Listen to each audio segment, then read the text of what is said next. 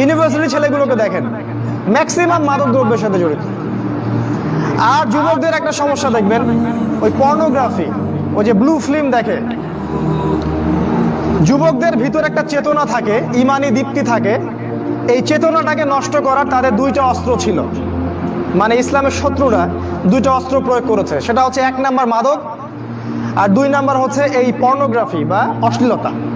মেয়েদেরকে ল্যাংটা করে ছেড়ে দিবে যুবকদের সামনে, এবং তাদের চরিত্র অধঃপতনের অতল তলে চলে যাবে। যখন একটা যুবক হারাম কোনো সম্পর্কে থাকে বা পর্নোগ্রাফির সাথে থাকে বা মাদক দ্রব্যের সাথে থাকে, তখন তার ভিতর থেকে দেখবেন ইমানের আলোটা আস্তে আস্তে নিভে যায়। এই যুবক কখনো আল্লাহর রাস্তায় বের হতে পারবে না। এই যুবক কখনো নিজের জান মাল ব্যয় করে কাফেরদের বিরুদ্ধে জিহাদ করতে পারবে না, সম্ভব না। ওরা খুব ভালো করেই জানে যুবকরা আমাদের জন্য থ্রেট, মানে হুমকি। এই জন্য যুব সমাজের ইমানটা তারা নষ্ট করে দিয়েছে। সবই সুপরিকল্পিত। এই পুরো কাজগুলো নিয়ন্ত্রণ করা হচ্ছে পশ্চিমা সভ্যতা থেকে। আপনার আমেরিকা বলেন, ইসরায়েল বলেন, ব্রিটেন বলেন, এই ফ্রান্স বলেন, সবাই একসাথেই ইসলামের বিরুদ্ধে প্রোপাগান্ডায় লিপ্ত আছে।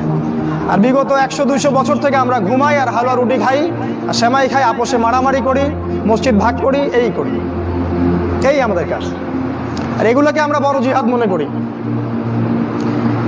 হানাফি ভাই সালাফিকে দেখতে পারি না, সালাফি হানাফিকে দেখতে পারি না, এই দল সেই দল, এই তরিকা সেই তরিকা, একজনের সাথে আরেকজন উঠা বসা নাই, চলাফেরা নাই, এমনকি সালামটা পর্যন্ত দেই না। সুবহানাল্লাহ।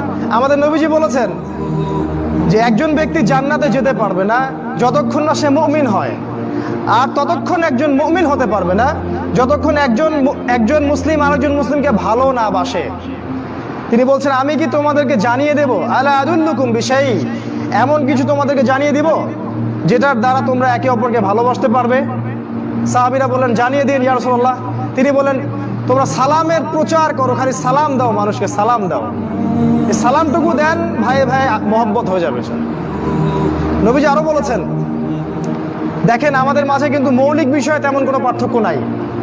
হয়তো কিছু কিছু ইখতিলাফি বিষয় আমাদের মাঝে পার্থক্য আছে, যেটা সাহাবীদের যুগ থেকেই ছিল।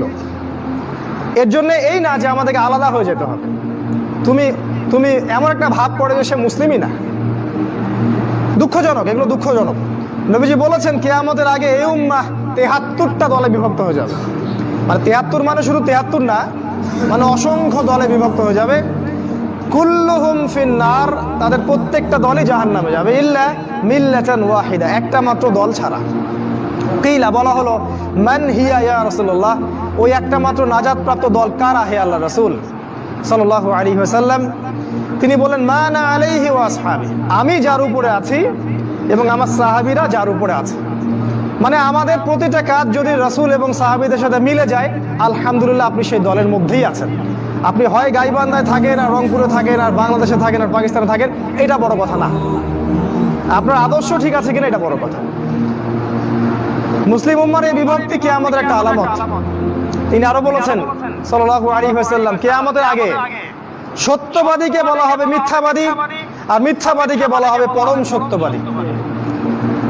যত মিথ্যা মিডিয়ার মাধ্যমে যত মিথ্যা প্রচার করা হয়, আর আমরা গরু ছাগলের মতো মুসলিমরা এগুলা গিলি খেলে। মুসলিমদেরকে মিডিয়া বানিয়ে দিল সন্ত্রাসী এবং জঙ্গি, আর আমরা ওদের সাথে তালে তাল মিলিয়ে শব্দগুলো আমরাই বলি।